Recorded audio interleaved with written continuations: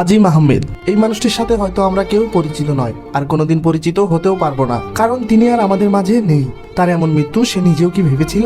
তারও ঠিক আমাদের মতোই একটা স্বপ্ন ছিল, নাম করা একজন সিনেমাটোগ্রাফার হবেন, সদ্য বাবা হারা, সংসারের হাল ধরবেন, একদিন অনেক টাকার মালিক হবেন। কিন্তু স্বপ্নই রয়ে গেল, চলে গেলেন শুধু তিনি।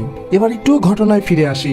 জনপ্রিয় ইউটিউবার RS ফাহিমের সিনেমাটোগ্রাফার ছিলেন আজিম আহমেদ। ফাহিমের একটি ব্লগের শুট করতে শনিবার সকালে সিরাজগঞ্জ পৌঁছায় তারা। সিরাজগঞ্জের চায়নাবাদে ব্লগের শুটিং শেষ করে হোটেলের উদ্দেশ্যে রওনা হয় তারা। হোটেলে যাওয়ার সময় সামনের গাড়ির সানরুফে দাঁড়িয়ে ফাহিমের ভিডিও করছিলেন আজিম। SS রোড দিয়ে বড়পোল পার হওয়ার সময় একটি লোহার বারে প্রচন্ড গতিতে আঘাত পায় আজিম।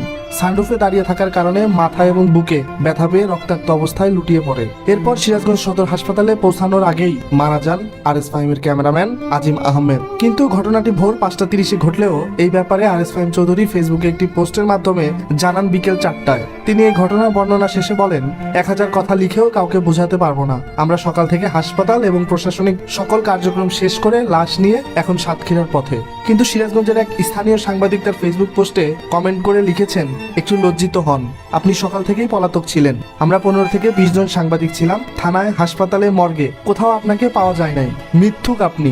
সোশ্যাল মিডিয়াতে এমন ভণ্ডামি বাদ দেন, আপনি রিসোর্টে ঘুমাইছিলেন।